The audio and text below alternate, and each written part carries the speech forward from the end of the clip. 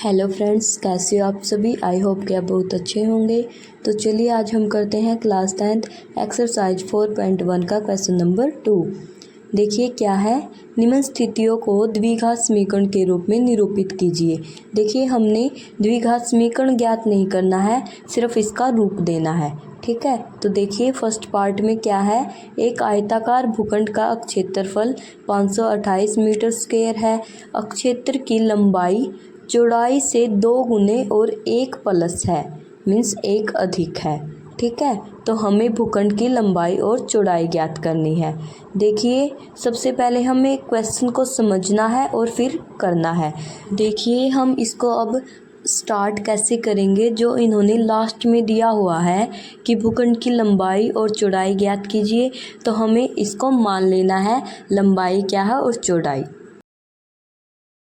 इसमें क्या दिया है, सबसे पहले हम एक आयताकार भूखंड बना लेते हैं। ठीक है, ये आयताकार भूखंड है डी, और जो इसका जो क्षेत्रफल क्वेश्चन में क्या दिया है 528 मीटर स्क्वायर। ठीक है, ये इसका क्षेत्रफल है। हमें क्या ज्ञात करना है, लंबाई और चौड़ाई। ठीक है, तो हम मान लेते हैं। देखिए माना चौड़ाई कितनी है x। ठीक है, हम मान लेते हैं। और लंबाई क्या है, लंबाई कितनी होगी, चौड़ाई से 2 गुना और 1 अधिक। ठीक है, तो लंबाई कितनी है, चौड़ाई से 2 गुना, तो x का 2 गुना कर देंगे हम और 1 अधिक। ठीक है, ये क्वेश्चन में दिया हुआ है कि जो लंबाई है वो चौड़ाई से 2 गुना और 1 अधिक है। ठीक है, तो देखिए आयताकार का भूखंड क्षेत्रफल क्या है, हम आगे देखते हैं। आयताकार भूखंड का क्षेत्रफल इन्होंने कितना दिया हुआ है, 528 मीटर स्क्वायर, 528 मीटर स्क्वायर। ठीक है, लेकिन आयत का जो क्षेत्रफल क्या होता है, लंबाई गुना चौड़ाई। ठीक है, ये आपको याद रखना है कि आयत का जो क्षेत्रफल होता है वो क्या होता है, आयत का क्षेत्रफल क्या होता है, लंबाई गुना चौड़ाई। ठीक है, क्षेत्रफल इन्होंने क्या दिया हुआ है, 528। ठीक है, लंबाई गुना चौड़ाई इज इक्वल टू कितना, 528। ठीक है, तो देखिए लंबाई देखते हैं हम कितनी है, लंबाई देखते हैं कितनी है, 2x प्लस 1।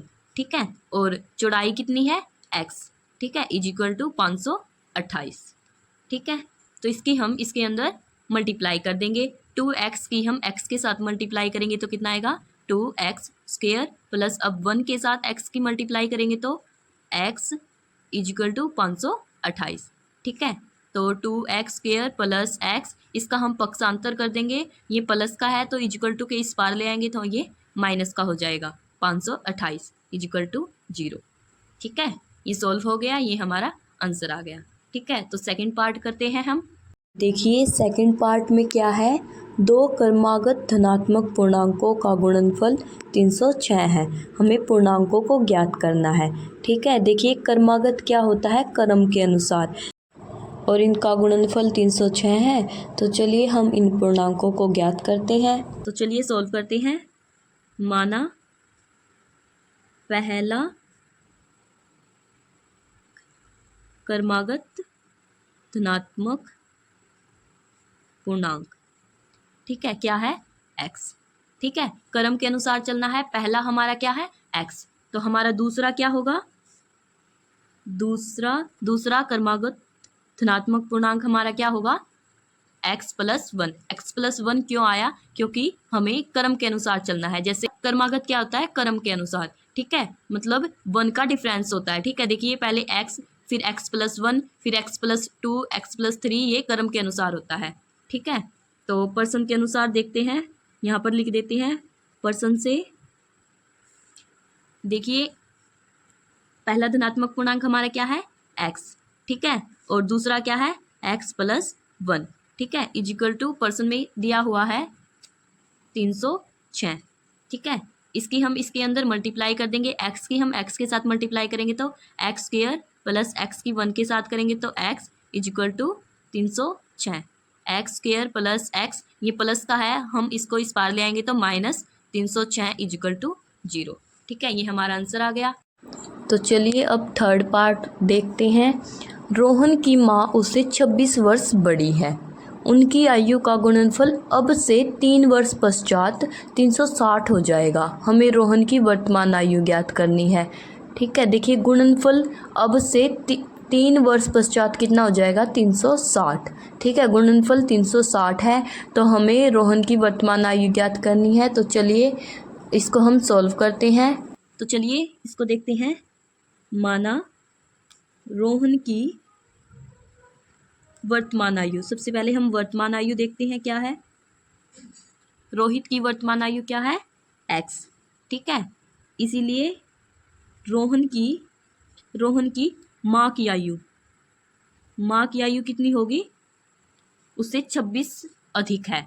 इसकी x है तो उससे 26 अधिक x प्लस 26। ठीक है, अब क्वेश्चन में देखिए क्या दिया है, 3 वर्ष पश्चात रोहन की आयु। 3 वर्ष पश्चात, तो लिखते हैं यहाँ पर 3 वर्ष पश्चात। देखिए पश्चात आएगा तो प्लस होएगा और पूर्व या पहले आएगा तो माइनस हो जाएगा।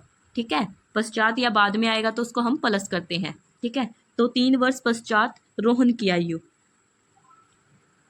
आयु कितनी होगी, वर्तमान अब कितनी है x, और 3 वर्ष बाद तो हम उसमें 3 को ऐड कर देंगे। ठीक है, तो इसी प्रकार 3 वर्ष पश्चात रोहन की माँ की आयु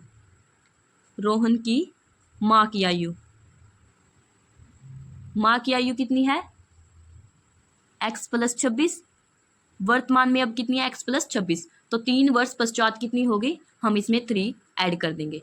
ठीक है, तो क्या होगा, x प्लस 26 प्लस 3 कितना होगा, 29। ठीक है, तो इसी प्रकार पर्सन के अनुसार इसको सोल्व करते हैं। पर्सन से देखिए क्या है, x 3 वर्ष पश्चात निकालनी है ना, तो x प्लस 3 ये रोहन की हो गई और उसकी माँ की कितनी है, x प्लस 29। ठीक है, इज इक्वल टू कितनी है, 360। ठीक है, तो इसकी हम इनके साथ मल्टीप्लाई कर देंगे। x की हम x के साथ करेंगे तो एक्स स्क्वायर प्लस 29 की हम x के साथ मल्टीप्लाई करेंगे तो 29x। तो अब 3 की इसके साथ करते हैं, प्लस 3 की x के साथ करेंगे तो 3x प्लस 3 की 29 के साथ मल्टीप्लाई करेंगे तो कितना आएगा, 87। ठीक है, इज इक्वल टू 360। ठीक है, तो एक्स स्क्वायर प्लस 29 प्लस 3 कितना होगा, 32x plus 87 is equal to 360। X square plus 32x plus 87, इसको हम पक्षांतर कर देंगे, ये प्लस का इस तरफ ले आएंगे तो माइनस 360 इज इक्वल टू 0। तो क्या आएगा, x square plus 32x minus plus minus. ठीक है, तो 360 में से हम 87 को माइनस करेंगे तो कितना आएगा, 273। ठीक है, इज इक्वल टू 0। ये हमारा आंसर आ गया। ठीक है, तो चलिए फोर्थ पार्ट करते हैं हम। देखिए इसमें क्या है, एक रेलगाड़ी 480 किलोमीटर की दूरी समान चाल से तय करती है। यदि इसकी चाल 8 किलोमीटर प्रति हावर कम हो जाती है तो उसी दूरी को तय करने में 3 घंटे अधिक लेती है।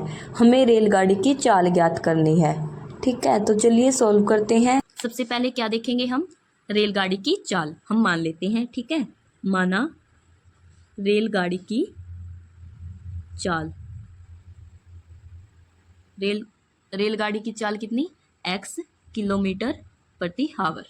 ठीक है, और कुल दूरी कितनी दी हुई है, देखिए कुल दूरी कितनी है, 480 किलोमीटर। ठीक है, तो हमें देखिए समय निकालना है, तो हमें समय का सूत्र का पता होना चाहिए। समय क्या होता है, समय इजिकल टू क्या होता है, दूरी बटे चाल। ठीक है, तो हमें देखो दूरी का पता है और चाल हमें निकालनी है। ठीक है, तो हम लिख लेते हैं, देख समय हम कैसे लिखते हैं, t1 लिख लेते हैं टाइम। ठीक है, सबसे पहले t1 इजिकल टू, देखिए दूरी कितनी है, 480 किलोमीटर। ठीक है, बटे में चाल कितनी है, x किलोमीटर। इसको हम समीकरण नंबर 1 मान लेते हैं। ठीक है, तो इसी प्रकार हम शर्त 2 के अनुसार निकालते हैं।